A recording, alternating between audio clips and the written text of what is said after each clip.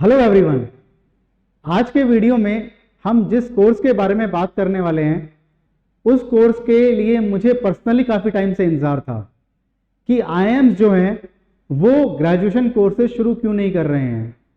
तो जब IPM programme शुरू हुआ था, जो आईएम इंदौर ने शुरू किया था, तो वो 5 ईयर प्रोग्राम था। तो काफ़ी सारे स्टूडेंट्स जो होते हैं वो उसमें रिलेक्टेंट होते हैं। वो सोचते हैं 5 साल एक कॉलेज में बिताएंगे, पता नहीं फ्रूटफुल होगा या नहीं होगा, और उसकी फीस भी हुआ करती थी बहुत ज़्यादा। तो काफ़ी सारे स्टूडेंट्स जो हैं वो 2 रीज़न से अवॉइड करते हैं आईएम इंदौर वगैरह या फिर 5 जो आईएम हैं उनमें जाने के लिए। पहला तो फीस बहुत ज़्यादा है, और दूसरा वो श्योर नहीं है कि 5 साल एक कॉलेज में जाना वर्थ है या नहीं है। अब जब ग्रेजुएशन प्रोग्राम के लिए आईएम ने एंट्री कर दी है, तो मैं कहूँगा आज की डेट में इंडिया के one of the best programmes में एक प्रोग्राम जो है वो लॉन्च कर दिया गया है आईएम बैंगलोर के द्वारा। आईएम बैंगलोर 3 इडियट्स अगर आपने मूवी देखी है तो उसमें जो शूटिंग थी वो आईएम बैंगलोर की ही थी। सो इस कॉलेज को इंट्रोडक्शन की ज़रूरत तो नहीं है कि कॉलेज क्यों फेमस है। ये जनरली आईएम्स में आपको जो एडमिशन मिलता है वो कैट यानी ग्रेजुएशन करने के बाद मिलता है, लेकिन क्या 12th के बाद भी आईएम्स में एडमिशन मिलता है? यस। एक तरीका तो आपके पास 5 ईयर प्रोग्राम जो होता है इंटीग्रेटेड प्रोग्राम इन मैनेजमेंट, जो सबसे पहले आईएम इंदौर ने शुरू किया था, और अब 4 और आईएम्स जो हैं वो प्रोग्राम करा रहे हैं, जिसमें आपका जम्मू है, जिसमें रोहतक है, रांची है, और आपका रोहतक है। 4 आईएम्स और करा रहे हैं। अब total 5 IM integrated programme in management कराते हैं। वो 5 साल का होता है, लेकिन 3 साल का प्रोग्राम जो बीबीए प्रोग्राम है वो लॉन्च कर दिया गया है आईएम बैंगलोर के द्वारा।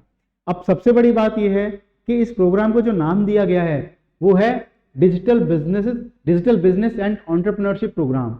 तो हमको ये लग रहा होगा जो लोग एंटरप्रेन्योरशिप में जाना चाहते हैं उन्हें ही प्रोग्राम करना चाहिए, या जो लोग डिजिटल बिजनेस के सेक्टर में आगे बढ़ना चाहते हैं उन्हें ये प्रोग्राम मतलब ऑब्वियसली देखना चाहिए या इसमें एनरोल करना चाहिए।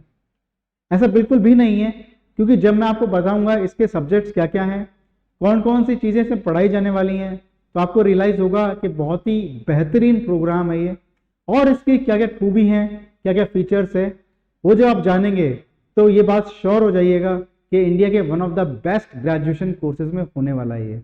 क्या क्या रीज़न होते हैं इसके, उस पर नज़र डालते हैं। तो सबसे पहले तो प्रोग्राम का नाम जो आईएम बैंगलोर के द्वारा लॉन्च किया गया है, that is digital business and entrepreneurship programme. Short form में से कहेंगे बीबीए, डीबीई। तो आप पूरे सेशन के दौरान, पूरे वीडियो के दौरान हम इसको डीबीई के नाम से ही जानेंगे। तो सबसे पहले इसके इंपॉर्टेंट फीचर्स की बात करते हैं। तो पहला जो सबसे बड़ा इंपॉर्टेंट फीचर है इसका वो है कि ये 3 साल का प्रोग्राम है। अब जब एनईपी जो है लॉन्च हुआ है उसके बाद बहुत सारे जो बीबीए प्रोग्राम है वो 4 इयर्स के हो गए हैं, लेकिन ये जो प्रोग्राम है ये आपका 3 ईयर का प्रोग्राम रहेगा। So this programme is of 3 years. Point number 1, 3 year का डिग्री प्रोग्राम है ये। दूसरी चीज ये कि it will be run in online mode.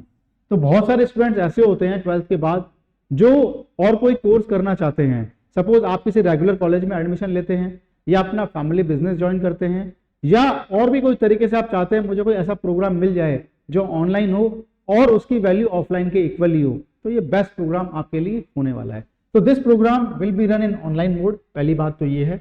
दूसरा, ये 3 साल का होगा। Number 2, can be completed with in a maximum of 6 academic years. ये आपको पता ही है, जब से एनईपी लॉन्च हुआ है तो आपके पास मल्टीपल एंट्री एंड एग्जिट का ऑप्शन है। पहले क्या होता था, अगर आपने एक बार डिग्री छोड़ दी है बीच में तो आप दोबारा ज्वाइन नहीं कर सकते हो, लेकिन इस केस में आपके पास मल्टीपल एंट्री और एग्जिट का ऑप्शन रहेगा। यानी आप किसी कारणवश अगर पहले साल में बाद ड्रॉप लेते हैं तो आप सेकेंड ईयर में आ सकते हैं, उसके बाद दोबारा ड्रॉप ले सकते हैं और फिर 3rd ईयर में ज्वाइन कर सकते हैं। आप उसमें गैप ले सकते हैं। कंडीशन सिर्फ इतनी सी है कि आपके पास मैक्सिमम जो रहेंगे वो 6 ईयर्स रहेंगे। मैक्सिमम 6 एकेडमिक ईयर्स में आपको एक कोर्स कंप्लीट करना होगा, यानी 6 साल में आपको एक कोर्स कंप्लीट करना होगा 3 साल का। तो बहुत सारे केसेस बनते हैं जब हम अपनी एजुकेशन कंटिन्यू नहीं कर पाते हैं, या मैक्सिमम लोग जो है प्रोग्राम ज्वाइन करेंगे, सपोज फैमिली बिजनेस ज्वाइन कर लेते हैं, तो उस केस में ऐसा हो सकता है कि किसी कारणवश उनको 3 साल कंटिन्यू ना कर पाए, वो पहले साल के बाद ब्रेक ले लें, फिर कुछ टाइम बाद दोबारा आए, वो सेकेंड ईयर करें, फिर ब्रेक लेके बाद वो 3rd ईयर करना चाहें तो भी वो कर सकते हैं। तो ऑब्वियसली इसका जो फीचर बनाया गया है, ये जो फीचर है ये बहुत ही हेल्पफुल होने वाला है इस प्रोग्राम के लिए जो स्टूडेंट्स एनरोल करते हैं उनके लिए। ठीक है। Multiple exit options, get a certificate, diploma and earn the degree. So अगर आप पहले साल के बाद ही अगर आप पहले साल के बाद ही अगर एग्जिट कर जाते हैं तो आपको जो ऑप्शन मिलेगा वो मिलेगा सर्टिफिकेट का। यानी सर्टिफिकेट का मतलब ये है कि पहले साल के बाद आप चले गए, अब फ्यूचर में आप करते ही नहीं है तो भी सर्टिफिकेट आपके हाथ में रहेगा, या दोबारा आप करने आते हैं और आप फिर सपोज सेकेंड ईयर कंप्लीट कर लेते हैं तो इस केस में आपको डिप्लोमा मिलेगा।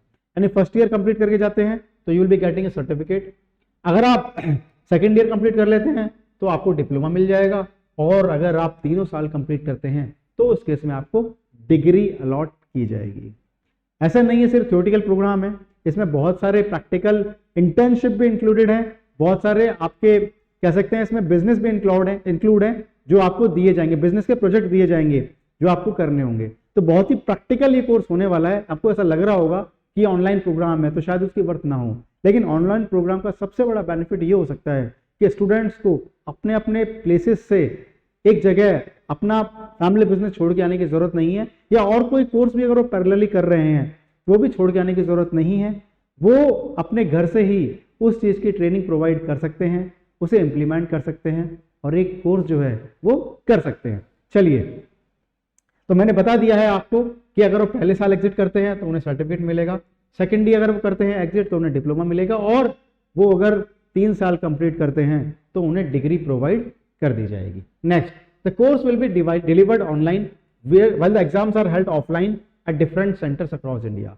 तो इसमें क्या है, जब आप प्रोग्राम के लिए एनरोल कर देंगे तो आपकी क्लासेस तो ऑनलाइन होंगी, लेकिन एग्जाम्स जो होंगे आपके वो आपके ऑफलाइन होंगे। ऑफलाइन का मतलब ये नहीं है कि आपको पेपर पेन पे देना होगा, ऑफलाइन का मतलब यह है कि कंप्यूटर में ही आपके एग्जाम होंगे, कंप्यूटर बेस्ड टेस्ट होंगे, लेकिन उसके लिए आपको डिफरेंट सेंटर्स अलॉट होंगे, डिफरेंट सिटीज में आपको सेंटर्स अलॉट होंगे, आपको वहां जाना होगा, कंप्यूटर्स अवेलेबल रहेंगे वहां पे और कंप्यूटर बेस्ड टेस्ट आपके होने वाले हैं। यानी टेस्ट तो आपके कंप्यूटर बेस्ड ही होंगे लेकिन घर में बैठे बैठे नहीं होंगे, डिफरेंट टेस्ट सेंटर जो हैं वो आपको अलॉट होंगे और डिफरेंट टेस्ट सेंटर पे जाके आपको एग्जाम देना होगा।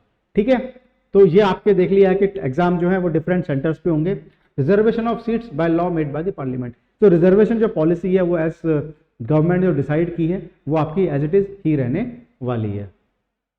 चलिए नेक्स्ट देखते हैं। अब ये जो पॉइंट है ये बहुत ही खूबसूरत पॉइंट है और मैं कहूंगा सबसे जो इंपॉर्टेंट पॉइंट है जो आपकी यूएसपी इस प्रोग्राम की वो यही है।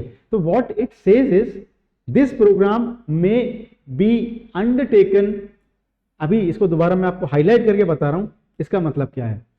This programme may be undertaken as a stand alone primary degree, यानी कि आप चाहें तो ये ऑनलाइन प्रोग्राम को अपनी प्रॉपर डिग्री की तरह ही काम में ले सकते हैं। जनरली ऑनलाइन प्रोग्राम्स में क्या होता है, हम उसे पार्ट टाइम प्रोग्राम करते हैं या उसे मेन प्रोग्राम नहीं मानते, अपना मेन कोर्स नहीं मानते हैं, हम अपनी स्किल एनहांस करने के लिए उस प्रोग्राम को करते हैं। लेकिन ये जो आपका डिग्री प्रोग्राम है इसे आप स्टैंड अलोन प्रोग्राम मान सकते हैं। कहने का मतलब ये है कि अगर आप ये प्रोग्राम करते हैं, ये कोर्स करते हैं, तो आपको और कोई कोर्स करने की जरूरत नहीं है। ये प्रोग्राम आपका स्टैंड अलोन भी काउंट होगा। यानी फ्यूचर में अगर आप किसी पोस्ट ग्रेजुएशन के लिए जाते हैं, यानी बीबीए के बाद अगर आप कोई एमबीए करते हैं या ऐसा कोई कोर्स करते हैं जिसमें ग्रेजुएशन की रिक्वायर्ड होती है, तो मतलब ग्रेजुएशन रिक्वायर्ड होती है, तो उस केस में ये जो प्रोग्राम रहेगा ये एप्लीकेबल रहेगा। ऐसा नहीं है ये ऑनलाइन मोड में होगा तो आपको ये प्रोग्राम एलिजिबल नहीं होगा उस पोस्ट ग्रेजुएशन के लिए। No, it will be considered as stand alone primary degree और can be pursued along with any other educational program that the students might be pursuing. That is the beautiful thing about this program. आप अपने family business में हैं और आपको लगता है कि आप और कोई कोर्स नहीं कर सकते हैं तो आप स्टैंड अलोन इस प्रोग्राम को कर सकते हैं। बहुत सारे स्टूडेंट ऐसे होते हैं जो किसी रेगुलर कॉलेज में एडमिशन ले लेते हैं। फॉर एग्जाम्पल मैंने अभी CUT एग्जाम हुआ है आपका, तो दिल्ली यूनिवर्सिटी के एडमिशन ओपन हो जाएंगे आपके लिए, या फिर और इंडिया में बहुत सारे कॉलेज में एडमिशन लेंगे आप। लेकिन आपको लगता है कि यार मुझे इस ग्रेजुएशन की जो डिग्री है वो सफिशिएंट नहीं है, ये तो सिर्फ थ्योरेटिकल नॉलेज हो रही है, क्या इसके साथ पैरेलली मैं कोई और कोर्स कर सकता हूं या कर सकती हूं? तो उस केस में आपके लिए ये कोर्स बहुत ज़्यादा हेल्पफुल होने वाला है। और मान के चलिए आपके CV पे इस कोर्स की वैल्यू है वो बहुत ज़्यादा होने वाली है। बेस्ट पार्ट इज आपको अपनी सिटी छोड़ने की ज़रूरत नहीं है, ज़्यादा आपको एक्सपेंस करने की ज़रूरत नहीं है फीस के अलावा। वरना हम एक सिटी से दूसरी सिटी में जाते हैं तो हमको PG, अकोमोडेशन, फूड काफ़ी सारे एक्सपेंसेस हो जाते हैं, वो भी इस केस में अवॉइड हो जाएंगे। तो यहाँ पे मैंने बता दिया it will be considered as standalone primary degree or can be pursued along with any other educational program that the students might be pursuing। तो आप अपना रेगुलर कॉलेज करते रहिए और रेगुलर कॉलेज के अलावा अगर आप एडिशनल इस कोर्स को कर पाते हैं तो आपके ना सोने में सुहागा हो जाएगा और आपकी जो वैल्यू है डिग्री के साथ ही बहुत ज़्यादा एनहांस होने वाली है। ठीक है, तो ये बहुत ही इंपॉर्टेंट पॉइंट है, ये आप बहुत ही मतलब इसको समझेंगे तो इसकी वैल्यू शायद आपको बाद में समझ आए कि ऐसी जो प्रोग्राम होते हैं कितने वैल्यूबल होते हैं और जो डिग्री के साथ आप कर पाते हैं। जनरल डिग्री के साथ दूसरे प्रोग्राम करना बहुत मुश्किल होता है, लेकिन अगर ऐसी अपॉर्चुनिटी आपको मिल रही है तो मुझे लगता है ऐसी अपॉर्चुनिटी आपको छोड़नी नहीं चाहिए। लिमिटेड सीट्स होने वाली हैं इस प्रोग्राम में, लेकिन आपको अपना बेस्ट एफर्ट देना चाहिए कि आपको इसमें एडमिशन मिल सके। अगर इसकी एलिजिबिलिटी क्राइटेरिया की बात करते हैं हम, तो बेसिक एलिजिबिलिटी इसकी 10th और 12th पे बेस ही रहने वाली है। यानी कि 10th में तो क्या चाहिए आपको, सिर्फ और सिर्फ आपको पास सर्टिफिकेट चाहिए। यानी 10th में अभी तक ऐसा उन्होंने कुछ मेंशन नहीं किया है कि कुछ परसेंटेज की रिक्वायरमेंट है, बस पास सर्टिफिकेट, यानी आपने 10th क्लास जो है वो किसी ना किसी बोर्ड से पास कर लेनी चाहिए। अगर 12th की बात करें तो आपके मिनिमम 60% होना चाहिए या इक्विवेलेंट सीजीपीए होना चाहिए। तो आपकी सीजीपीए आती है या परसेंटेज आती है, आप उसे कन्वर्ट कर सकते हैं और इक्विवेलेंट मिनिमम 60% आपकी 12th में रहनी चाहिए अगर आप इन पर्टिकुलर कैटेगरी से डिफाइन करते हैं। यानी अगर आप जनरल कैटेगरी में हैं, नॉन क्रीमी लेयर ओबीसी के हैं या ईडब्ल्यूएस कैटेगरी में अगर बिलोंग करते हैं तो आपकी मिनिमम 60% रहनी चाहिए। अगर आप कैटेगरी यानी अगर आप बिलोंग करते हैं एससी एसटी या पीडब्ल्यूडी में, उस केस में आपको मिनिमम 55% की रिक्वायरमेंट होने वाली है। ठीक है, तो ये बेसिक एजुकेशनल क्वालिफिकेशन है जो रिक्वायर्ड है हमें इस पर्टिकुलर कोर्स के लिए। Now currently this open to the Indian nationals only. तो अगर कोई फॉरेन नेशनल है, अब ऑब्वियसली प्रोग्राम जो है वो आपका ऑनलाइन है, तो बहुत सारे फॉरेन के लोग भी सोच सकते हैं कि हम ये प्रोग्राम कर सकते हैं, फॉरेन स्टूडेंट्स ऐसे सोच सकते हैं, लेकिन उन्होंने मेंशन किया हुआ है currently open to the Indian nationals only. तो उन्होंने ऐसा बताया है अभी फॉरेन के लोगों के लिए एप्लीकेबल नहीं है, सिर्फ और सिर्फ ये इंडियन नेशनल्स के लिए ही एप्लीकेबल है, ओपन है। ठीक है, चलिए आगे बढ़ते हैं। इसके लिए आपको एक एंट्रेंस टेस्ट देना होगा। ऐसा नहीं है आपको 12th की परसेंटेज के बेसिस पे एडमिशन होने वाला है या आपको जो है वो 10th की परसेंटेज के बेसिस पे एडमिशन होने वाला है। इसका सिंपल सा फंडा रहेगा, आपको एक एप्टीट्यूड टेस्ट क्लियर करना होगा। जो भी एप्टीट्यूड टेस्ट होगा वो आपका ऑनलाइन मोड में ही होने वाला है। यानी कि जो प्रॉक्टर टेस्ट होते हैं, ऐसा भी हो सकता है कि आपको पर्टिकुलर कोई सेंटर असाइन किया जाए, वहां जाके आपको टेस्ट देना हो, या घर बैठे आप प्रॉक्टर मोड में दो। पर उन्होंने कहा है कि जब इनके एग्जाम्स एक्चुअली जो होने वाले हैं वो आपके एग्जाम सेंटर पे जाके होने वाले हैं, तो ऑब्वियसली ये एग्जाम भी आपका शायद एग्जाम सेंटर पे जाके ही होने वाला है। यानी एग्जाम तो आपका कंप्यूटर बेस्ड ही होने वाला है, लेकिन आपको दूसरे सेंटर पे जाना होगा। जैसे अगर आपने सीयूईटी का एग्जाम दिया हो तो बहुत सारे सब्जेक्ट्स तो ऑफलाइन हुए थे, लेकिन उसके अलावा बहुत सारे सब्जेक्ट्स कंप्यूटर बेस्ड हुए थे। तो आप किसी पर्टिकुलर सेंटर पे जाएंगे, वहाँ पे वो कंप्यूटर असाइन होगा और वहाँ पे आप अपना टेस्ट दे पाएंगे। तो online qualified test will use aptitude based testing. ये मैं आप कब से कह रहा हूँ कि इंडिया में सिर्फ और सिर्फ एक सीयूईटी ही एग्जाम है जो डोमेन के बेसिस पे भी एडमिशन लेता है। इसके अलावा जितने भी एंट्रेंस एग्जाम होते हैं वो आपका एप्टीट्यूड टेस्ट ही चेक करते हैं। तो मुझे तो पर्सनली ये भी लगता है कि कोई भी कॉलेज हो उसे आपको डोमेन के अलावा सिर्फ और सिर्फ एप्टीट्यूड चेक करना चाहिए। यानी आज हम डीयू की बात करें अगर, तो आपका सिर्फ डोमेन के बेसिस पे भी एडमिशन हो सकता है। तो फिर जनरल टेस्ट रखने का फायदा ही क्या है? तो आप एक पैरामीटर डिसाइड करो जिसके बेसिस पे एडमिशन होगा, सबको सेम लेवल पे लेके आओ, तभी वो जो इतने सारे ग्लिचेस होते हैं जनरल टेस्ट ये सीयूईटी एग्जाम कराने में वो खत्म हो पाएंगे। एनीवेज हम उस मैटर में बात नहीं करेंगे इस टाइम पे, क्योंकि हमें बेस्ट प्रोग्राम मिल गया है। अगर टॉप स्टूडेंट्स को तो मैं कहता हूँ कि ये अपॉर्चुनिटी छोड़नी ही नहीं चाहिए। हर स्टूडेंट को अपने लेवल पे ये अपॉर्चुनिटी के लिए ट्राई करना चाहिए, क्योंकि फीस भी बहुत नॉमिनल है, बहुत ज़्यादा फीस नहीं है। सो ऑनलाइन क्वालिफायर टेस्ट जो आपका एग्जाम एंट्रेंस टेस्ट होने वाला है वो कंप्यूटर बेस्ड होने वाला है, और उसमें जो आने वाला है वो एप्टीट्यूड बेस्ड क्वेश्चन ही आने वाले हैं। हालांकि अभी तक टेस्ट की जो डेट है वो भी अनाउंस नहीं हुई है, एग्जाम का पैटर्न क्या रहेगा ये भी अनाउंस नहीं हुआ है, और नंबर ऑफ सीट्स कितनी रहेंगी ये भी अनाउंस नहीं हुआ है। जैसे जैसे चीज़ें अनाउंस होती जाएंगी आपको ब्रीफ कर दिया जाएगा, लेकिन जितनी इन्फॉर्मेशन आई है वो हमारी प्रिपरेशन शुरू करने के लिए काफ़ी है। चलिए आगे इसमें ये बताया गया है कि इंपॉर्टेंट डेट्स की अगर हम बात कर ही रहे थे अभी, तो इंपॉर्टेंट डेट्स की बात करें तो एप्लीकेशन विंडो जो है वो 15 जून से ओपन होने वाली है and it will be close on 15 July as of now. तो 15 जून से आपके रजिस्ट्रेशन शुरू हो जाएंगे, जहां से आप अप्लाई करना शुरू कर सकते हैं। एंट्रेंस टेस्ट की जो डेट है टू बी अनाउंस्ड, अभी तक उन्होंने ऑफिशियल अनाउंस नहीं की है कि एंट्रेंस टेस्ट कब होने वाला है। एप्लीकेशन फीस की अगर बात करें तो application fees in particular categories के लिए 3000 रुपीज़ होने वाली है, और इन पर्टिकुलर कैटेगरीज के लिए हाफ ऑफ द फीस यानी इसकी होने वाली है, दैट इज 1500 रुपीज़। तो 1500 रुपये होने वाली है SC ST और PWD के लिए, और 3000 रुपीज़ होने वाली है जनरल OBC में non creamy layer and EWS category के लिए, ठीक है ना। तो ये फिर रिफंडेबल होगी, ये ध्यान रखना। ऐसा नहीं है आपने अप्लाई कर दिया और 2 दिन बाद आपको लगा कि मुझे अप्लाई नहीं करना है, मुझे फी रिफंड चाहिए, तो ऐसा पॉसिबल नहीं होगा। अगर आपने एक बार अप्लाई कर दिया है तो एप्लीकेशन फ़ी जो है आपकी वो नॉन रिफंडेबल होगी, चाहे आप एग्जाम के लिए अपेयर करें या आप अपेयर ना करें। चलिए,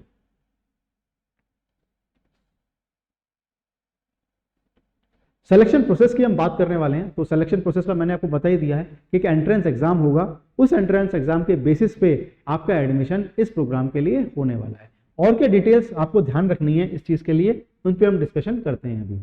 तो सबसे पहले तो यहाँ बताया गया है, अगर हम सिलेक्शन प्रोसेस की बात करते हैं तो appear for IIM-DBV entrance test conducted at designated centre across India.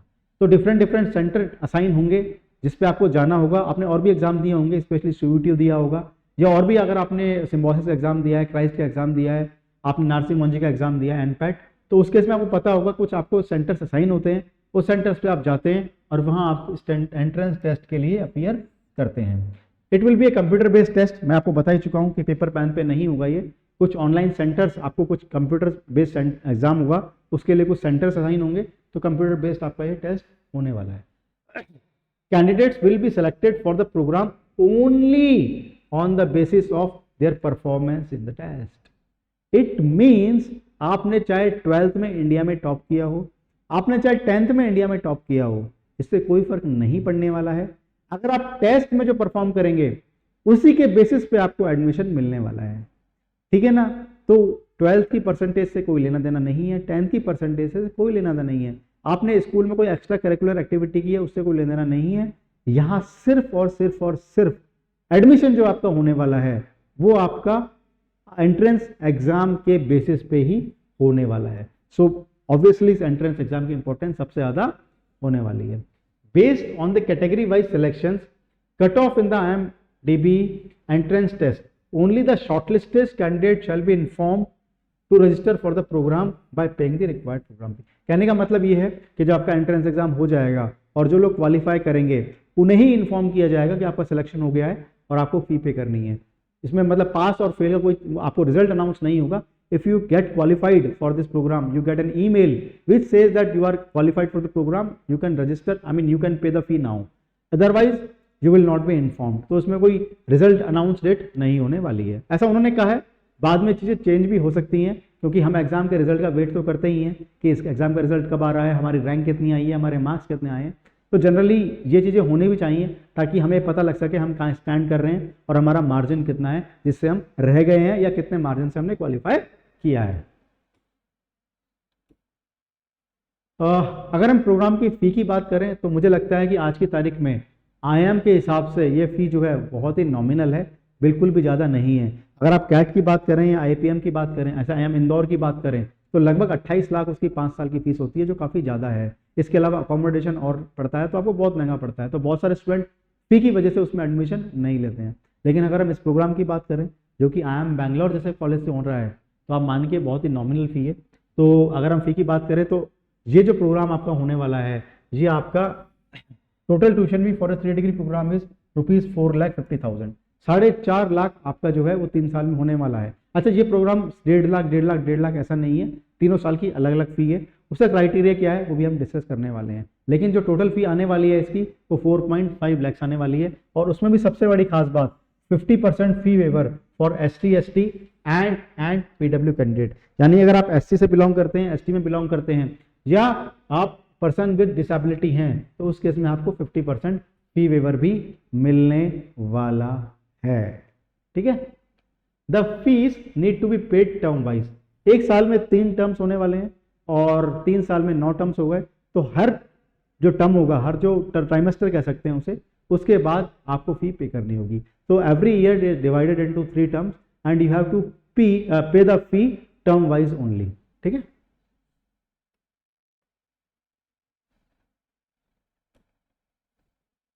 अगर हम प्रोग्राम की बात करें तो ये पूरा स्ट्रक्चर आपके पास होने वाला है, ये इसकी समरी मान सकते हैं प्रोग्राम की।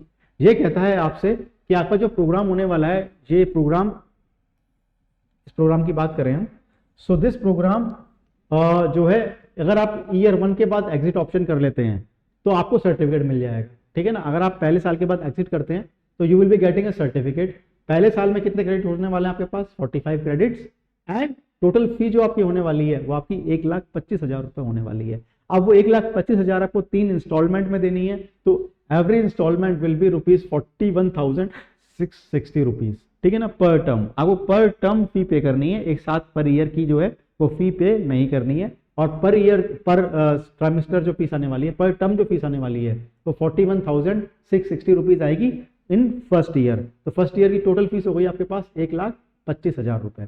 अगर आप सेकंड ईयर के बाद एग्जिट करते हैं तो you will be getting a diploma, आपको डिप्लोमा मिलने वाला है अगर आप सेकंड ईयर के बाद एग्जिट करते हैं। तो उस केस में आपके 45 क्रेडिट्स होंगे टोटल, जो सेकंड ईयर क्रेडिट्स हैं, और उसकी जो फीस होने वाली है वो 1,50,000 होने वाली है। So total fee for the second year will be 1,50,000, and पर जो आपका टर्म होने वाली है वो 50,000 होने वाली है। सो 1,50,000 को हम 3 हिस्सों में डिवाइड करेंगे तो 50,000 जो फीस आने वाली है वो आपकी पर टर्म आने वाली है इस प्रोग्राम के लिए in the second year. Third year की बात करें, आप थर्ड ईयर के बाद अगर जाते हैं तो उस केस में आपको डिग्री मिलने वाली है।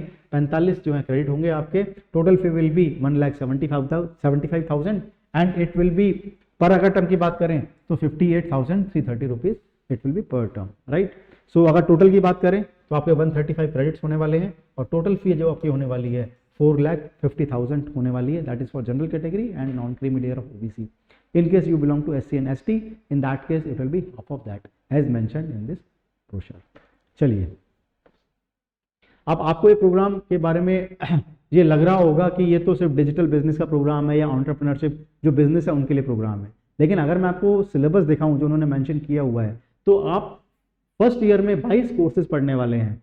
उसमें क्रेडिट मैंने बताया है 45 होने वाले हैं, और फीस जो होने वाली है वो 1,25,000 होने वाली है। यानी कि आप फर्स्ट ईयर में ही 22 सब्जेक्ट पढ़ने वाले हैं। ये सब्जेक्ट यहाँ मेंशन भी किए हुए हैं मैंने। सो आप इनसे अंदाजा लगा सकते हैं कि ऐसा नहीं है कि आप जो कोर्स में एडमिशन ले रहे हैं उससे रिलेटेड ही सब्जेक्ट्स पढ़ेंगे। आप वो सब सब्जेक्ट पढ़ने वाले हैं जो जनरल बीबीए प्रोग्राम में पढ़ाए जाते हैं आपको। जैसे कि मैं बता करूँ आपको, बिजनेस फाउंडेशन, मतलब इकोनॉमिक्स का बात करें, आप बिजनेस कम्युनिकेशन की बात करें तो यानी इंग्लिश कम्युनिकेशन के बारे में आपको बताया जाएगा। बिजनेस स्टैटिक्स पढ़ी जाएगी आपके लिए, अकाउंटिंग पढ़ाया जाएगा आपको। ये तो सिर्फ फर्स्ट ईयर का है। इसके अलावा आपको प्रेजेंटेशन यानी कि पीपीटी जो है वो कैसे बनाए जाते हैं, एक्सेल में कैसे काम किया जाता है वो आपको बताया जाएगा। यहाँ पे देखो माइक्रो इकोनॉमिक्स के प्रिंसिपल बताए जाएंगे आपको। इसके अलावा एंटरप्रेन्योरशिप माइंडसेट ये बताया जाएगा आपको। सो उसके अलावा अगर देखो परस्यूसिव कम्युनिकेशन ये है आपका। सोशल मीडिया का यूज है वो आपको बताया गया है। इसके अलावा आपको देखो एक venture on A budget ₹250 venture, तो एक वेंचर कैसे स्टार्ट किया हुआ शायद इसी के बारे में होगा ये।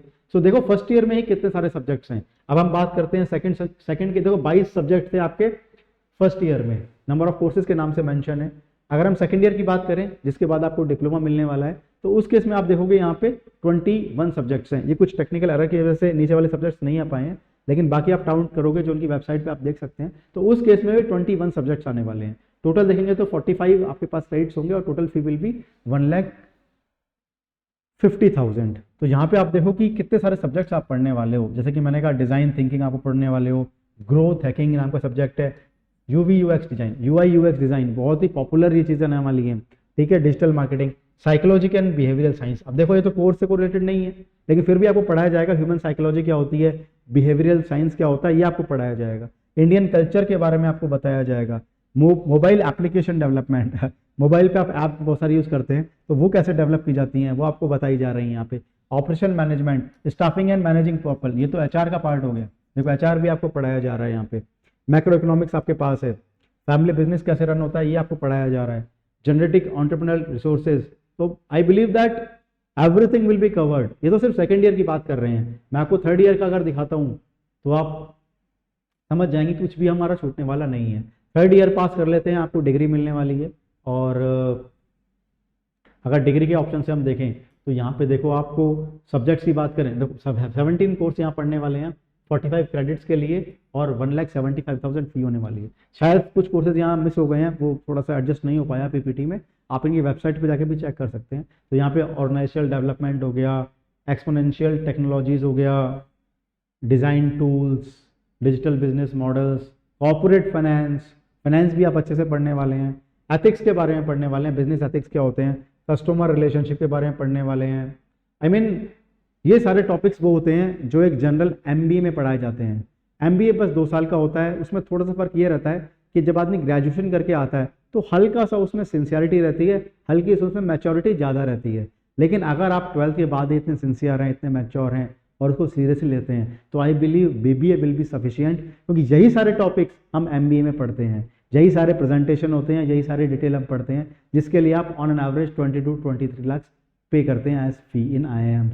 लेकिन यही आपको घर बैठे सिखाया जा रहा है अगर, तो उससे बढ़िया प्रोग्राम और नहीं हो सकता है। मैं तो सिर्फ इतना ही कहूँगा कि मुझे अफसोस है कि जब हमने अपनी कॉलेज किया था तब ये चीज़ें अवेलेबल नहीं थी और ये सब प्रोग्राम्स अवेलेबल नहीं थे।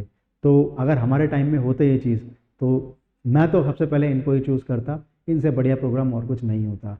अगर हम इनॉग्रेशन की बात करें तो आपका कोर्स जो शुरू होने वाला है, ये कोर्स आपका एक कोर्स जो आपका है ये आपका 15 सितंबर 2024 को शुरू होने वाला है। The course will be starting and 15 September 2024।